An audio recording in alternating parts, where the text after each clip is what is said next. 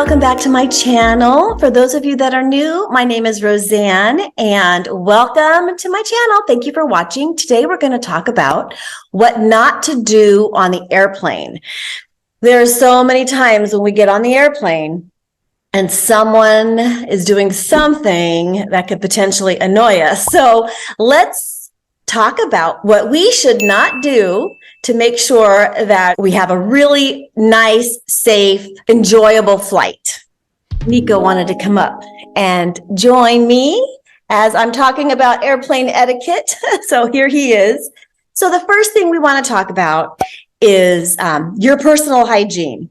You know, when you get into a plane, the worst thing that can happen is when someone is wearing too much perfume, too much cologne.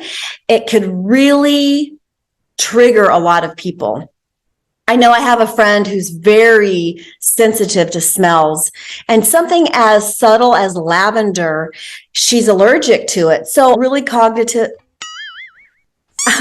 try to make a real concerted effort to make sure that when I use my hand lotions, that they are not too highly scented, but I'll never wear cologne or perfume. I don't wear it anyway. But on the plane, you want to make sure that you don't bring all that smell to the airplane, because it could really trigger some people and cause allergies and reactions. The other thing with personal hygiene is, you know, don't put your feet in other people's space. Keep your socks on, or if you are wearing sandals, keep your shoes on, or bring a pair of socks. I've done that many times. And don't walk barefoot on the airplane floor, or when you're going into the bathroom, you don't want to do that. You don't want to go in barefoot. There are times when I've brought my little slippers or sandals, you know, especially on a long flight. I'll bring some flip-flops, and I'll make sure that I wear those when I'm going into the restroom. So just be aware that people don't want to smell your feet and they don't want to smell your cologne.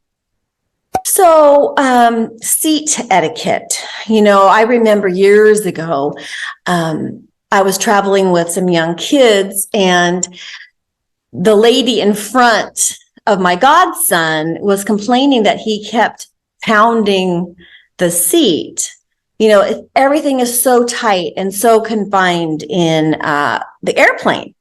So when you are in your seat and you recline, you know that you're going to be kind of in someone else's space behind you. So be cognizant of that. And when the meal service comes, you also want to make sure that your seat's upright, so you and the person behind you can have enough room to eat your food. I know that a lot of times when we're in our seat and the armrests are between us, and there's kind of like this juggle, like who's gonna put their arm on the armrest.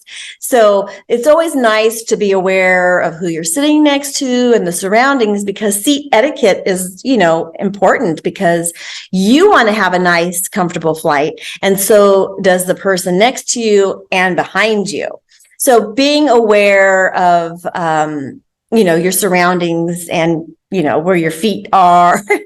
And that's really important. You know, the other thing that happens on airplanes a lot when they're boarding is people talking on their phones. And I don't mind if someone is talking on their phone, but what really irritates me, to be honest, is when they talk really loud, like they're the only ones on the plane. So when you are coming on board and you're boarding the plane and you have to be on the phone, because a lot of people are traveling for work or they need to communicate. I get that, because I've had to do that as well. But be cognizant of your voice and the volume of your voice, because we all don't want to hear your conversation and it's really loud. So I think that's really important when you're on an airplane. And before we turn it on to airplane mode, if you need to talk quietly. That would really be a gift to the people next to you. And the other thing is when you're on the airplane and you're listening to music, most of us know to wear your headphones. But I have noticed lately that people are listening to their music or their news station, on their phone without headphones. And that's very distracting. So I just wanted to remind everybody that we need to have good headphones to make sure that we don't disturb our neighbors listening to their music or their news or whatever it is. And I'll talk about mealtime again. If you happen to be on a flight that serves food, which is usually a longer flight, you want to make sure that your seat's upright, that you are, giving the person behind you room to eat as well as you. And sometimes, if the person's in front of you, you're kind of squished, but you can still manage to eat. But it's just something to think about. And that's just common courtesy, because a little bit of courtesy certainly goes a really long way. And one of the things when you're on a long flight is being mindful of the time. And the reason why I say this is because if people are sleeping, you want to put down the window shade, because it's just so disruptive to people if the whole airplane has their window shades down and everyone's sleeping except that one person that has it up. I remember when I was on a plane, it was an overseas flight, and I was sitting in the seat, and directly, like right there, she had the window open the entire time. She'd fall asleep. Good thing I had an eye mask that I used sometimes. It really helps, but it's nice to be aware of what's going on around you. And, if you're sleeping, there's really no reason for you to have the window shade up while everybody else is sleeping. So that's just something to be cognizant about as well when you're flying in a long flight. A lot of people like to sleep, and it's so disruptive to be the only person on the plane that has your window shade up. And the very last thing is when you're getting out of the plane. We all know, most of us know, we go one row at a time as we get out of the plane, and we want to make sure that we don't block the aisle too much. And, I am one of those people that love to stand up as soon as a plane lands and we could take our seatbelt off once the bell dings. I like to stand up.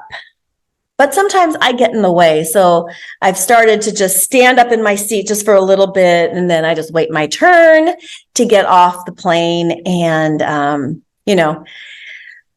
as we orderly get out of the plane most of the time. I know that there's been times when the flight has been delayed and they ask for people to please stay in your seat, so that the people that need to catch the plane on a shorter layover because of the delayed flight, but no one ever listens to that. I don't know why, but no one ever listens. Everyone still files out. And those of us, or those people that, might miss their connection, just have to scramble to get out of the plane. So it's nice to be cognizant of that as well. And, enjoy your flight. As long as you have your stuff together, that you are comfortable. I have a video that talks about stuff to bring on your carry-on to make sure you have all the things that you need to make your flight nice and comfortable. I know that when I fly, especially a long flight, I like to have all my stuff with me. I like to make sure I have my headphones, make sure I have my phone, make sure I have my sanitary hand wipes. I like to make sure I have my chapstick and all those fun things. I like to be comfortable. So I hope this video has been fun. Just talk a little bit about airplane etiquette and what it's like to make sure that you and the people around you are comfortable. So that's it for now. Have a really great week, and ciao for now. Bye.